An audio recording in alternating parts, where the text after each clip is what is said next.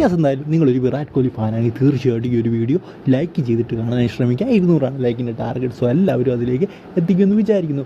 അതായത് നിങ്ങൾക്ക് എല്ലാവർക്കും അറിയാം, വിരാട് കോഹ്ലി ഇന്ത്യയുടെ തന്നെ അല്ലെങ്കിൽ ലോകത്തിലെ തന്നെ ഏറ്റവും മികച്ച താരങ്ങളാണ്. സച്ചിൻ കഴിഞ്ഞ് കഴിഞ്ഞാൽ അല്ലെങ്കിൽ MS ധോണി കഴിഞ്ഞ് കഴിഞ്ഞാൽ അല്ലെങ്കിൽ അവരോടൊപ്പം തന്നെ നിൽക്കുന്ന ഒരു വമ്പൻ താരമാണ് വിരാട് കോഹ്ലി. അത്രയ്ക്കധികം നേട്ടങ്ങളാണ് അദ്ദേഹം നേടിക്കഴിഞ്ഞിരിക്കുന്നത്.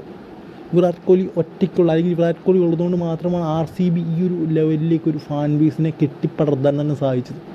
സോ എന്തായാലും നമുക്ക് വിരാട് കോഹ്ലി അതിൻ്റെ ഒരു കാര്യം നമുക്കൊന്ന് നോക്കാം. അതായത് അദ്ദേഹം പറഞ്ഞൊരു കാര്യമാണ്. അത് നമുക്കറിയാം, Virat Kohli T20 world cup കഴിഞ്ഞ ശേഷം T20യിൽ നിന്ന് വിരമിച്ചു. ബാക്കി എല്ലാ ഫോർമാറ്റും അദ്ദേഹം ഇപ്പോഴും കളിക്കുന്നുണ്ട്. സോ എന്തായാലും അദ്ദേഹത്തിനോട് ചോദിച്ചു എന്നാണ് വിരമിക്കുന്നതെന്നൊക്കെ, അല്ലെങ്കിൽ വിരമിച്ച് കഴിഞ്ഞാൽ എന്താണ് ചെയ്യാൻ പോകുന്നതെന്ന്. അപ്പോൾ അദ്ദേഹം പറഞ്ഞൊരു കാര്യം എന്ന് പറയുന്നത്, എനിക്കറിയില്ല ഞാൻ എപ്പോഴാണ് വിരമിക്കാൻ പോകുന്നതെന്ന്.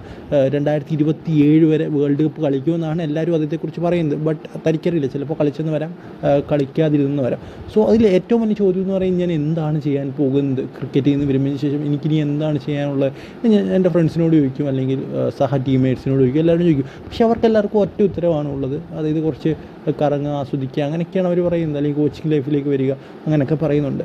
സോ എന്തായാലും ഞാനിതുവരെ അതുമായിട്ട് ബന്ധപ്പെട്ട് ചിന്തിച്ചിട്ടില്ല, തീരുമാനം എടുത്തിട്ടില്ല. എന്തായാലും ഇപ്പോൾ ഇങ്ങനെയൊക്കെ പോട്ടെ എന്നാണ് വിരാട് കോഹ്ലി പറയുന്നത്. സോ എന്തായാലും വിരാട് കോഹ്ലി ഇതിന് ശേഷം എന്താണ് ചെയ്യാൻ പോകുന്നതെന്ന് നിങ്ങളെന്ന് തന്നെ പറയുക. സോ എന്തായാലും എനിക്ക് തോന്നുന്നില്ല അദ്ദേഹത്തിന് കോച്ചായിട്ടൊക്കെ വരേണ്ട ആവശ്യമുണ്ട്. അദ്ദേഹം ഓൾറെഡി തന്നെ അത്യാവശ്യം അധികം തന്നെ സമ്പാദിച്ചിട്ടുണ്ടെന്നാണ് എനിക്ക് തോന്നുന്നത്.